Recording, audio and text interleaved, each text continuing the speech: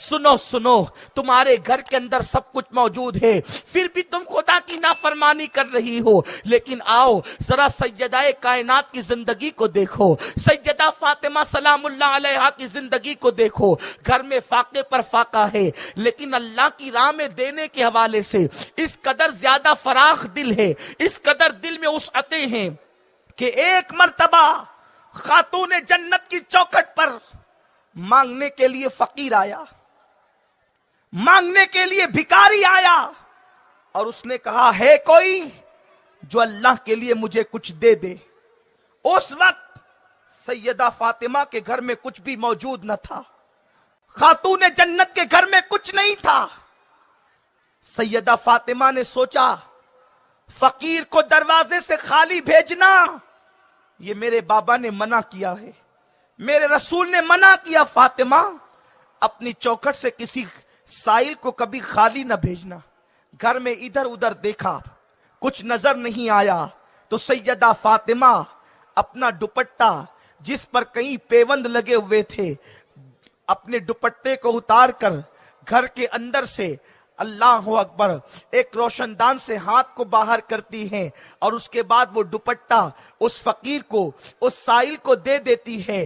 جب دوپٹہ سائل کے ہاتھ میں پہنچا، سیدہ فاطمہ بے چین ہو گئی، سیدہ فاطمہ بے قرار ہو گئی۔ میں نے دوپٹہ تو دے دیا، گھر میں میں اکیلی ہوں، اگر میرے ابا اللہ کے رسول آ جائیں گے تو کیا وہ میرے سر کے بالوں کو دیکھیں گے معاذ اللہ، یا میرے بیٹے آ جائیں گے تو کیا وہ میرے کھلے ہوئے سر کو دیکھیں گے؟ بے چین اور بے قرار ہو گئی۔ ابھی بے چین اور بے قرار ہی ہو رہی تھی کہ ایسے میں دروازے پہ دستک ہوئی۔ جب سیدہ کائنات سیدہ فاطمہ سلام اللہ علیہا کے دروازے پہ دستک ہوئی تو دروازے پہ دستک کے بعد آپ کے دل کی دھڑکنیں تیز ہو گئی، آپ کی بے قراری بڑھ گئی، آپ کی بے چینی بڑھ گئی۔ ایسے میں سیدہ فاطمہ نے ڈرتے ڈرتے پوچھا کون ہو؟ تو باہر سے آواز آئی فاطمہ میں تمہارے بابا کا غلام ہوں، تمہارے ابا کا غلام ہوں۔ سیدہ کائنات سیدہ فاطمہ نے پوچھا کیوں آئے ہو، آنے کی وجہ کیا ہے؟ تو آنے والا وہ کہتا ہے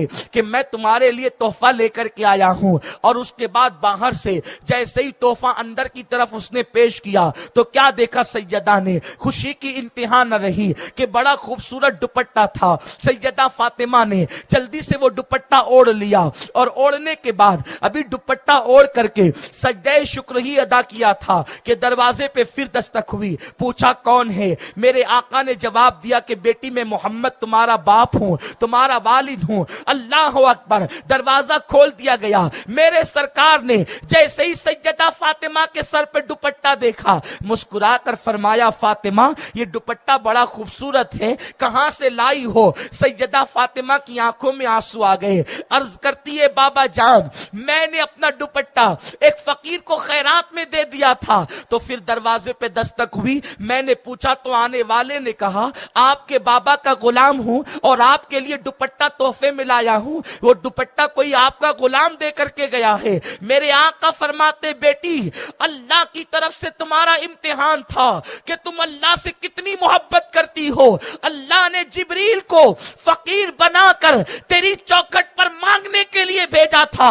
جب اللہ کی محبت میں تو نے اپنا دوپٹہ دے دیا تو اللہ نے تیرے لیے دوپٹہ جنت سے بھیجا دیا، اور تو نے یہ جو دوپٹہ اوڑا ہے یہ کہیں اور کا خریدا نہیں بلکہ جنت سے آیا ہوا ہے، جنت سے لایا گیا ہے۔ اے خاتون جنت کی کنیزوں، اللہ تبارک و تعالی دے رہا ہے تو اللہ کی راہ میں خرچ کرو، اللہ کے غریب بندوں پہ خرچ کرو، اللہ کی غریب بندیوں پہ خرچ کرو۔ یہ کیا بات ہوئی کہ اللہ نے دیا ہے تو تم ناجائز کاموں میں خرچ کر رہی ہو؟ اے خاتون جنت کی کنیزوں، اور یہی تربیت اپنے بچوں کی بھی کرو، یہی تربیت اپنے بیٹوں اور بیٹیوں کی کرو، اس لیے کہ میرے آقا صلی اللہ علیہ وسلم نے فرمایا نیچے والے ہاتھ سے اوپر والا ہاتھ بہتر ہوتا ہے۔